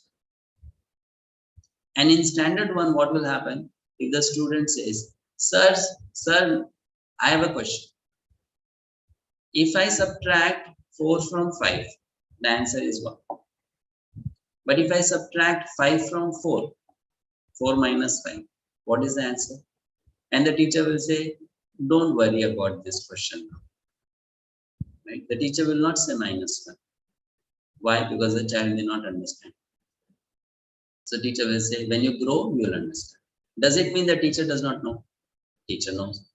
Likewise, Krishna comes in different incarnations, but looking at the level of the people, he gives only specific knowledge, which the student can understand, and then he comes in different incarnations where he gives more higher level of knowledge, which the student can understand.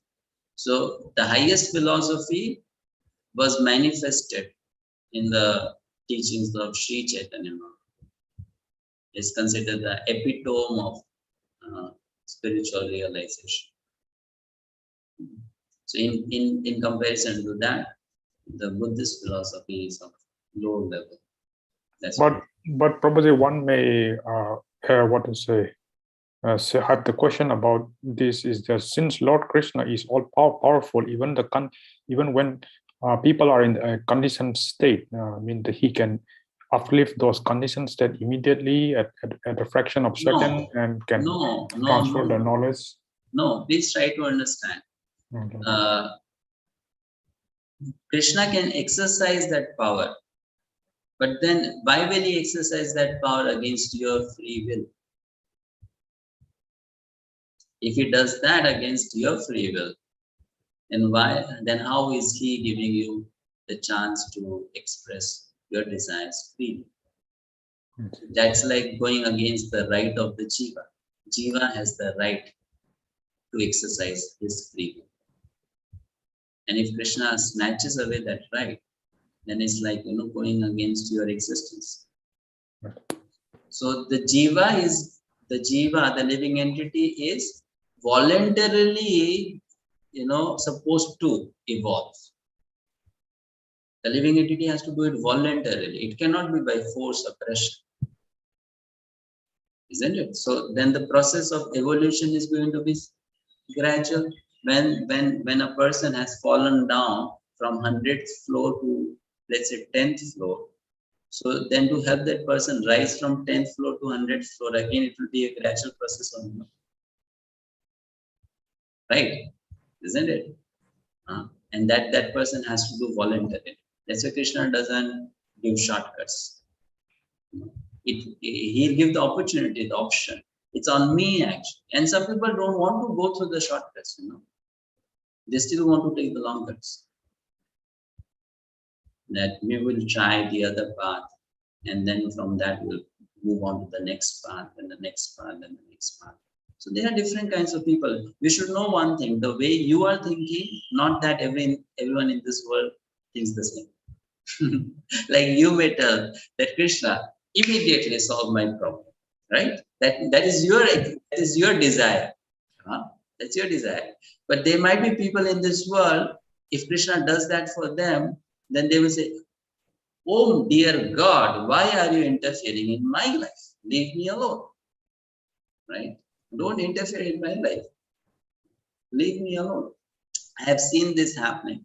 I have some experience in teaching children, So sometimes when children make a mess of something, and then you tell them, look, my dear child, I'll show you how to make it correct, how to set everything fine, The child will say, no, I want to do.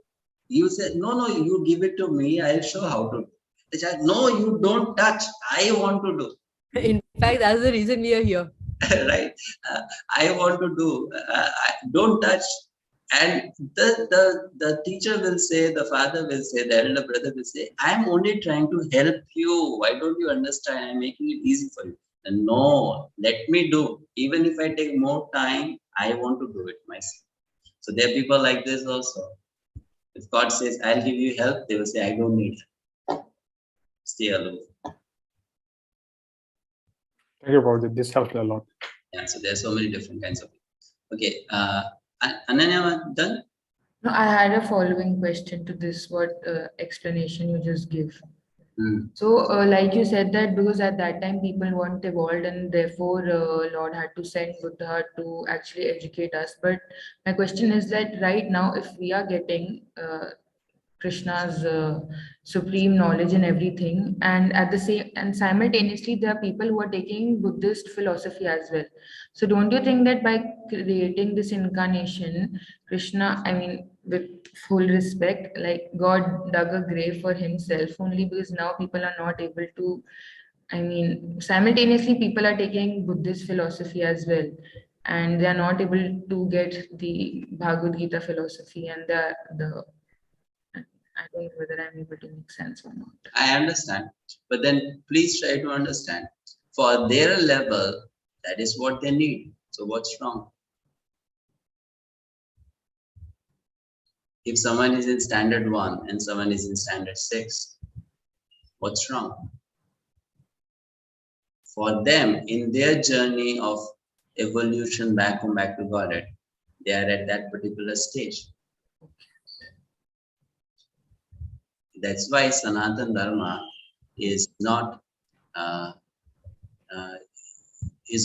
narrow in its understanding. It's very broad. We accept other philosophies, thinking, because we know different people are coming from different background and they are at different levels of the spiritual journey. Now, those who are part of the 𝗪𝗵𝗿 system of understanding, they have come to this path or this particular level after many different spiritual journeys they have taken in the past. But those who are not here, probably they are beginning their spiritual life, so that is what they need. So there's nothing wrong about it, because that's what they need. It's not that we want to give them something higher. We definitely want to give them something higher, but that is what they need at present. There's nothing bad about it. If you see the greater picture, then it's all in harmony. All in harmony. So we don't condemn people who are at lower levels, but at the same time, if we get a chance to upgrade them to a higher level, then we also do that. But we don't say that you are at a lower level, so you're useless, because they are also doing something, and slowly they will evolve. Just that we want to help them and come to the higher level very soon. So out of compassion, we can help them. But if they don't need the help, then we don't condemn them, as long as they are following a right path. But the problem is, in Kali Yuga, people don't follow what the teacher has also told properly. Like Srila Prabhupada, he had no problem with people being Christians. He had no problem with people being Islam. He had no problem with people being Buddhists. But he had one problem, that though you say you are a Christian, you don't follow Jesus Christ. Though you say you are following Islam, you don't follow the teachings of Muhammad. And though you say you are Buddhist, you eat meat and you say ahimsa paramo dharma. That is the problem, right? Otherwise, if they follow what the teacher has given them, they will go from standard 1 to 2 very easily. But the problem is they don't follow. I was born in Bhutan. Bhutan is a Buddhist country. So in Bhutan what they do? If you ask them, your dharma is not to eat meat, why you eat meat? So they say, we don't kill. We send the animal to India. In India they kill. And when it comes back, we eat. We don't kill. So we are following the instruction. This is what is going on. And that's why people are not benefited by following so many different religions. If they follow, they will be benefited. If they follow, they will be benefited. Okay. Next, Hare Krishna. Yeah. Rajiv. Yeah, Hare Krishna Prabhuji. I was just curious to understand, like we have avatars in Hinduism. So what about the incarnations in other religions? Are they also considered avatars of Krishna? Say, for example, would a Christ be considered an avatar of Krishna? There are different kinds of avatars. And not everyone who comes from the spiritual sky is an avatar. When the Supreme Lord comes down, that's called avatar. But there are people other than the Supreme Lord living in the spiritual sky, and sometimes they also come down. So they are not always called avatars, right? So when you say in different religions, there are different people coming down, talking of Jesus Christ, let's say. So how do we see Jesus Christ? We see Jesus Christ as a messenger of God, as a son of God.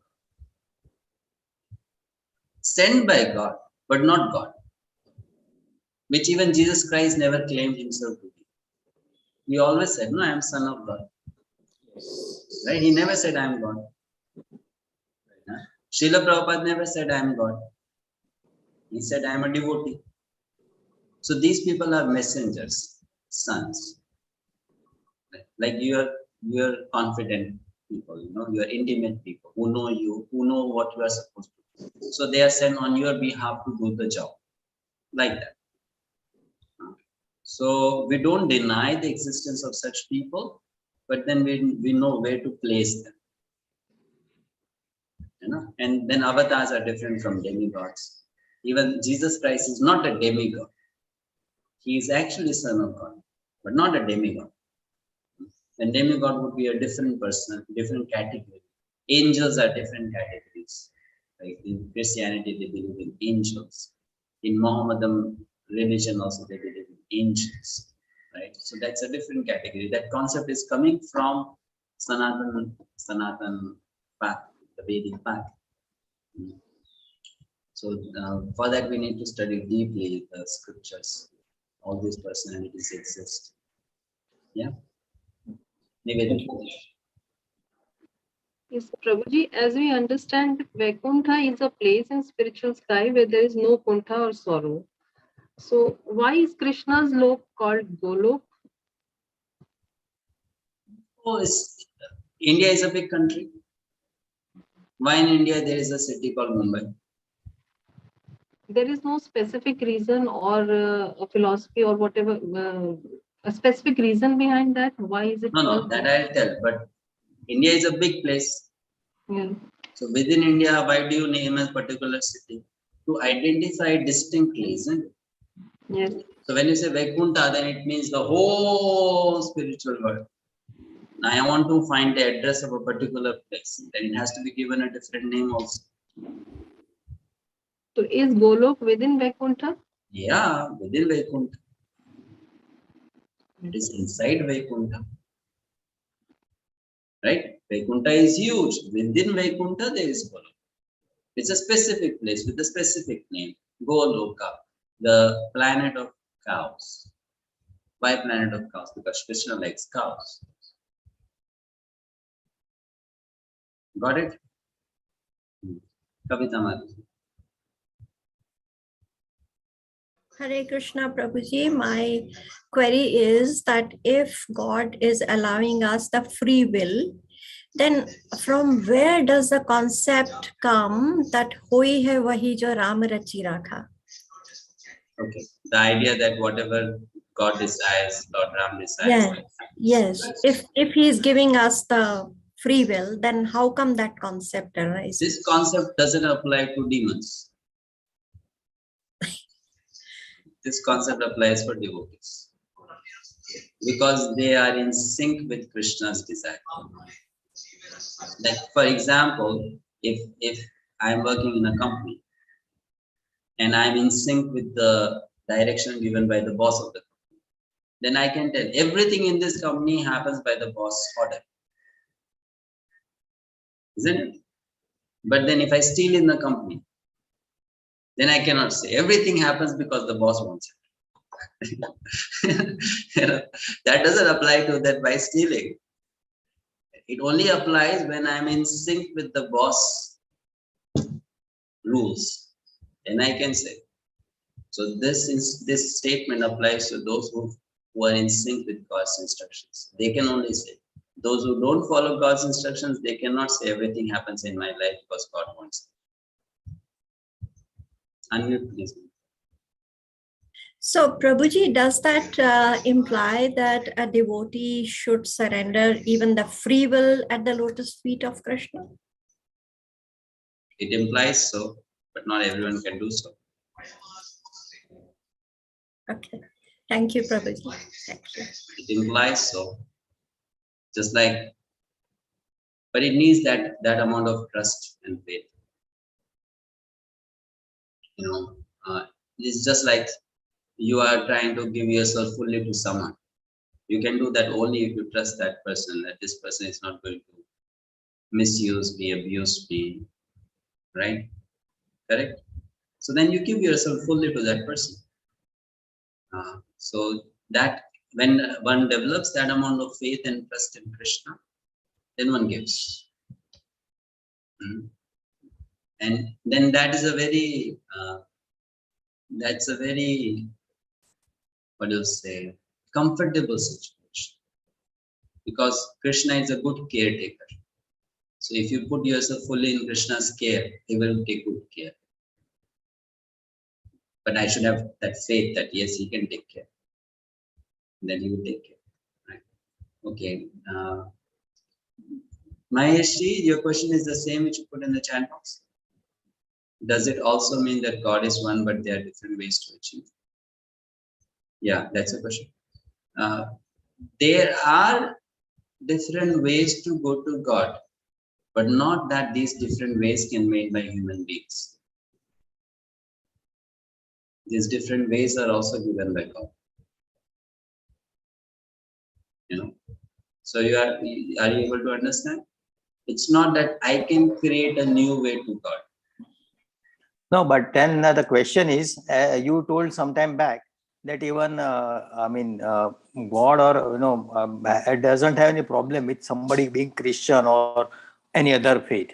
Does it mean that by following that thing also he can attain the what you call Goloka or the ultimate thing that is desired? Now you try to understand, is that the last life of that person?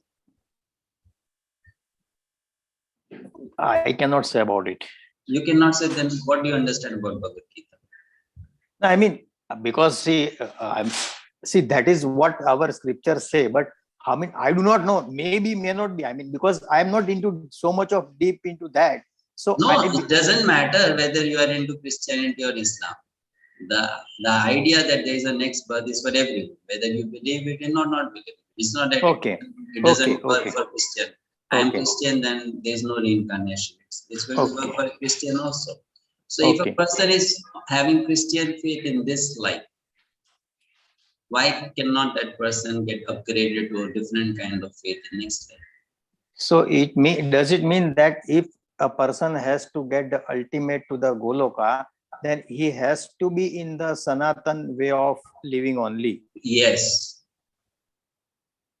He has to do Bhakti Yoga.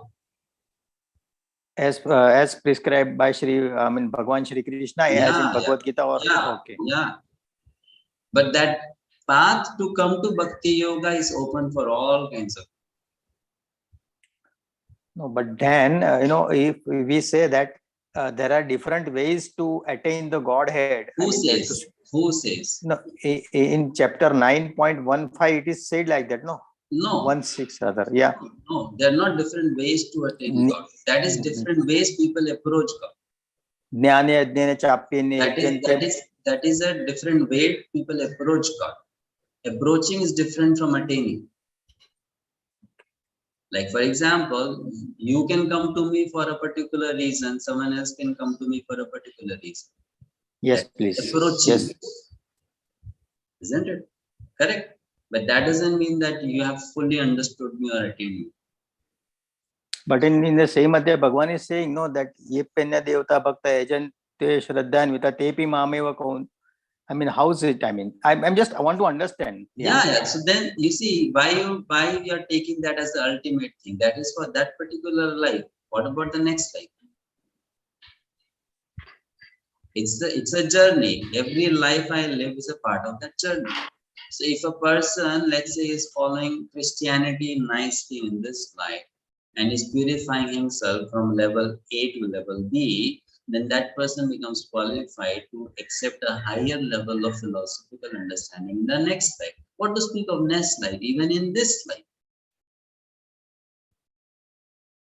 So when we say there are different ways to God, what does it mean? It means Krishna, based on different natures that people have made different avenues that they can come to Krishna. But then those paths are set by him. I cannot make a new path. Those paths are set. And all those paths will bring that person ultimately to bhakti. And through that bhakti, that person can go to Krishna. So whether one is karma yogi, jnana yogi, dhyana yogi, demigod worshipper, worshipper of Christ, anything or everything, that person through different means can come to the path of bhakti yoga. From bhakti yoga, that person can enter into it. Right? So when we say there are different ways to attain Krishna, it's different from a bogus spiritualist telling you can approach God in any way. Their understanding is you can do anything and approach God. I'll make a new mantra, I'll make a new system, and you can approach God through this also. But that is not the correct understanding. The correct understanding is there are different ways to approach God as given by God. Isn't it? Like for example, you want to communicate with me. You can communicate with Facebook. You can communicate with WhatsApp. You can communicate with Telegram. You can communicate by writing a mail to me. You can come to my office, knock on the door and communicate with me. But then all these avenues to communicate with me, who made it possible? I decide that. Isn't it? I decide that. Now, if you say, I want to communicate with you on a different platform, I can say, well, I'm not available on that. Right? So it's Krishna who decides how people can approach Krishna in different ways. And one has to understand one of those ways, take to it, move on. No scope of imagination, speculation, self-creation, that I want to go to God in this way. No, not allowed. Right? Isn't it? So there are different people from different backgrounds and they can come to Sanatana path. We have so many examples, no? In ISKCON, we have so many examples. Like just now we heard Guru Mayum Prabhu said he was practicing Christianity before, earlier, yes, Prabhu, right? Yeah. So now why is he on the path of Sanatana Dharma? I was first as born in under a Hindu family, a Brahmin. Then, due to the influence of my schooling and some of my friends who are Christians, when I was studying outside, I got converted into Christianity. Then, while reading it, I couldn't find some of the things that I've been looking for, some of the answers. Then, ultimately, when I came read the Bhagavad-gita, then I found something very interesting. So I came back to the original. Yeah, see? All right, thank you. Now I'll just take two more questions. Or is it possible to do the remaining questions tomorrow? If no hurry, no? We are already over time. I'll just answer one last question, which is in the chat box. Who is Swami Narayana? Swami Narayana, the proper understanding of Swami Narayana is that he is a messenger of God, a devotee. But the followers of Swami Narayana have made that messenger, that guru, into Narayana. A mistake that they have done. And this is what many sects of Swami Narayana also accept, that our worshipable Lord is Narayana. You know? And the person who gave us this knowledge is a guru, preceptor. But then there are some sects who then changed the understanding into what? That this preceptor is himself Narayana. So you see, what does Swami Narayana mean? Actually, what is the meaning of this phrase? The Guru, he told the disciples, Swami is Narayana. So Swami Narayana, Swami Narayana. Who is your Swami? Narayana. Who is your Swami? Narayana. In this way, he was educating the people, and people kept his name Swami.